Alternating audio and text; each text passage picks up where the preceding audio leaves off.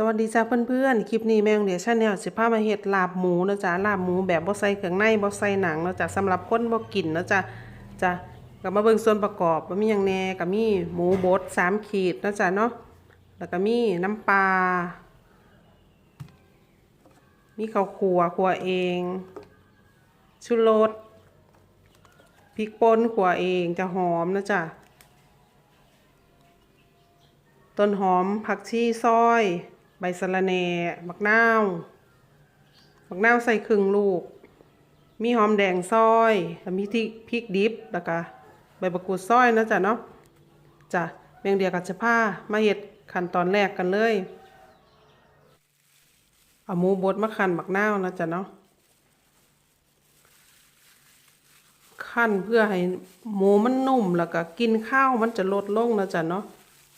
แมงเดียจะมักคั่นนะจ๊ะแต่ว่าบางคนเพิ่นก็บ่เฮ็ดก็แล้วแต่อันนี้มันเป็นสูตรของแมงเดียนะจ๊ะหลังจากที่น้ำหมูมาคั่นบักนาวเสร็จแล้วแมงเดียก็จะนำไปล้วนให้สุกนะจ๊ะเนาะตั้งน้ำให้ร้อนให้เดือดนะจ๊ะใส่น้ำนิดหน่อยประมาณนี้นะจ๊ะจะบ่แมงเดียจะบ่เฮ็ดให้น้ำหลายแต่ผู้มักมีน้ำก็ใส่น้ำหลายได้เด้อจ้ะเด้อพอน้ำร้อนเฮาก็เอาหมูลงไปล้วนคั่วให้พอดีสุกนะจ๊ะเนาะล้วนหมูให้สุกพอดีพอหมูสุกก็ยกลงมาค้นผักให้มันคลายร้อนจักหน่อยมาเริ่มปรุงกันเลยจ้ะใส่น้ำปลาประมาณ2 ช้อนนะจ๊ะแม่งเลยใส่น้ำปลา2 ช้อนแต่ว่าใส่ทัพพี่ตวงเขากะเอาเลยจ้ะบีบมะนาวใส่อีกเปียงหนึ่งอีกชิ้นหนึ่งเนาะจ้ะมะนาวนี่ประมาณครึ่งลูกเพราะว่าแมงเดียคั้นน้ำมะนาวแล้วจะบ่ใส่มะนาวเพิ่มอีกหลายเพราะว่าเดี๋ยวมันจะเปรี้ยวนะจ๊ะเดี๋ยวชิมเบิ่งก่อนใส่พริกป่นเติมอีกประมาณช้อนหนึ่งพริกป่นใส่ช้อนหนึ่งนะจ๊ะเนาะข้าวคั่วช้อนหนึ่ง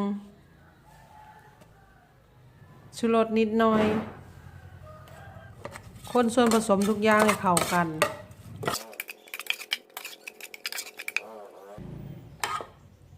พอคนส่วนผสมทุกอย่างให้เข้ากันแล้วชิมเบิ่ง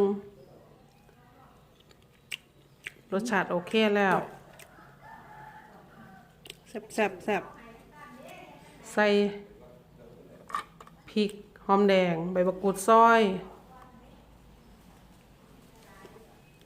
ตามด้วยต้นหอมทุกอย่างที่เขาเตรียมไว้ลงเลยนะจ๊ะเนาะคลุกเข้าให้เข้ากันเป็นอันว่าเซตนะจ๊ะเนาะเสร็จเรียบร้อยตักเสิร์ฟได้เลยจ้ะง่ายๆจ้ะแซ่บตักเสิร์ฟใส่จานเลยนะจ๊ะเนาะตกแต่งด้วยหอมสะระแหน่แล้วจ้ะแซ่บจ้ะเขามารับชมคลิปแม่งเดียวแล้วก็ฝากกดไลค์กดแชร์กดติดตามเป็นกำลังใจให้กันต่อไปในเด้อจ้ะเด้อบ๊ายบายจุ๊บ